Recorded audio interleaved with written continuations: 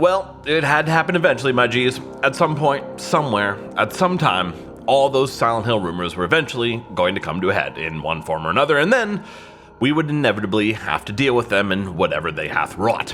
And thus, I'm forced to report to you that today is that day and now is that time. But on a slightly less dramatic tip, like, is it really even that serious anymore? I mean, really? Try to tell me with a straight face that seeing Silent Hill across a lot of properties still excites you the way it did back when, like, the Sean Bean movie Homecoming and Shattered Memories came out. I mean, granted, I didn't see or play any of these, but, like, you know, one was on the Wii. I mean, did I need to?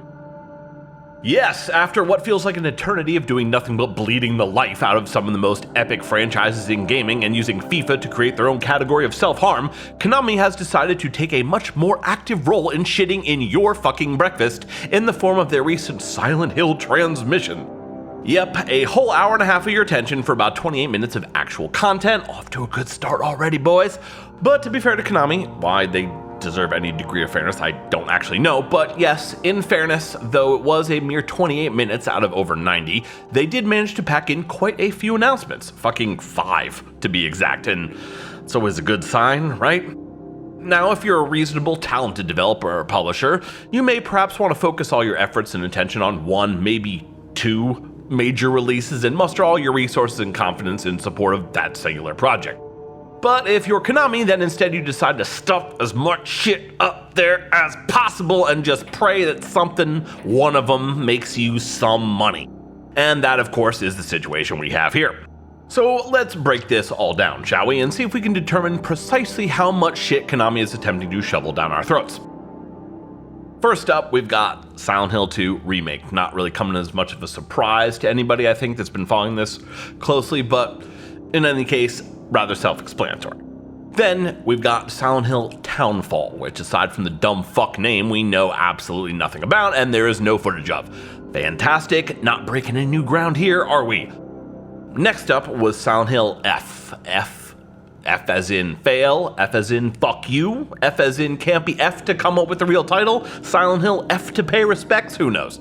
Supposedly set in 1960s Japan, this narrative-driven spin-off will be written by acclaimed Japanese writer Ryukishi 07, who created visual novels like Higurashi and Umineko. I'm not familiar with this writer or any of his work, but in fairness, a 1960s Japan setting for Silent Hill could be fucking cool. Seems very reminiscent of that OG PS2 game Siren with the sight jacking mechanic for some reason, I'm not sure why.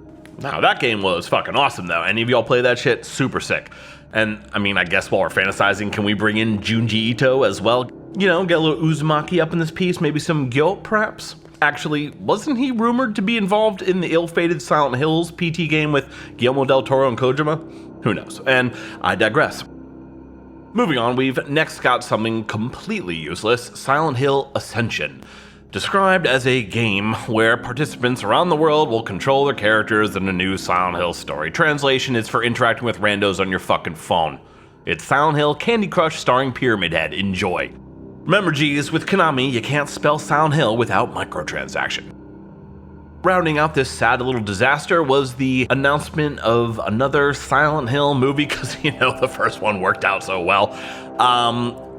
And this one doesn't even have Sean Bean in it, so, you know, I mean, fuck off, I guess. Lastly here, quick pro tip. You notice anything about all these trailers we just watched? Yeah, there's no platform logos in almost any of them.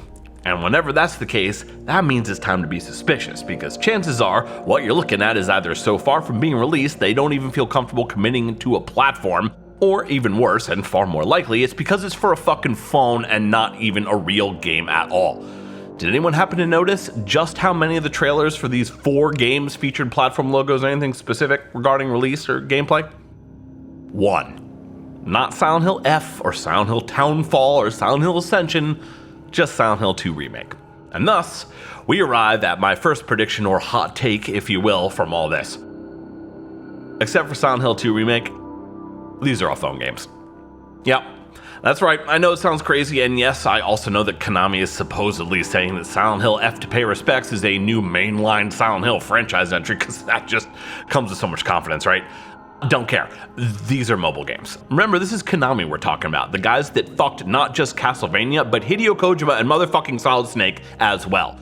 Trying to tell me that you truly, in your heart of hearts, think that they're beyond farming out the Silent Hill franchise too? Like just straight up tossing your boy to some Garbo third string phone casino MTX horror show devs? Pfft, you know they'd do it. You know they're fucking doing it. After the Silent Hill 2 remake comes out, Silent Hill, it's gonna be nothing but a mobile game franchise. Mark my motherfuckers. Next, as fun as it is to hate all the time, I do like to be fair when possible, especially where Pyramid Head is involved. So to that end, let's get just a bit deeper inside the only thing worth talking about from this entire train wreck, the Silent Hill 2 remake, and try to conjure up some reasons why all hope may not be lost. I know what you're thinking, don't do that, don't give me hope. I get it, I do, but from here on out, for the rest of the video, straight hopium drip G's, so strap in.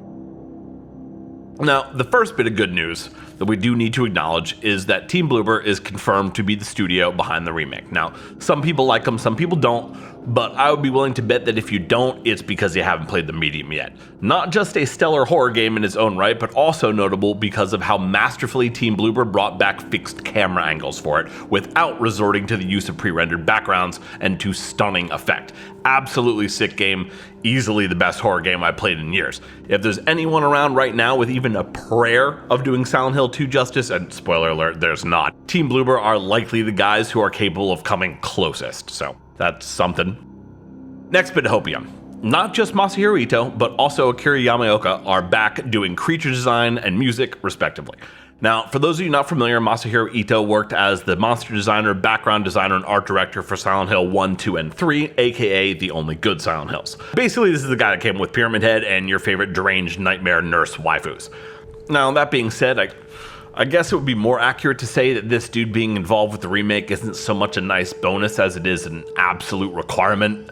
Like, how are you gonna redo Pyramid Head without the guy that came up with Pyramid Head? Simply put, I don't think you can. So the involvement of Masahiro Ito is probably more of a prerequisite, but hey, I mean, at least they got him, so credit where it's due. As far as Akira Yamaoka is concerned, he's been the Silent Hill composer for the entirety of the series since the original on PlayStation back in '99. Now, personally, I thought his work on the first one was the best, but there's no question his music has been part of the soul of Silent Hill pretty much forever. So, I suppose, again, this is more of a sort of bare minimum situation and not anything to actively be excited about, but come on guys, I'm really trying here.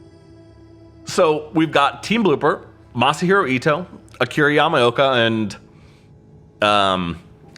the trailer looked kind of dope, I guess. I saw James hit one of those big titty nurses with a 2x4, so that's cool. There was Pyramid Head, he was there, so that's also good, right? And I think that's about it for the positives column. So what about the bad?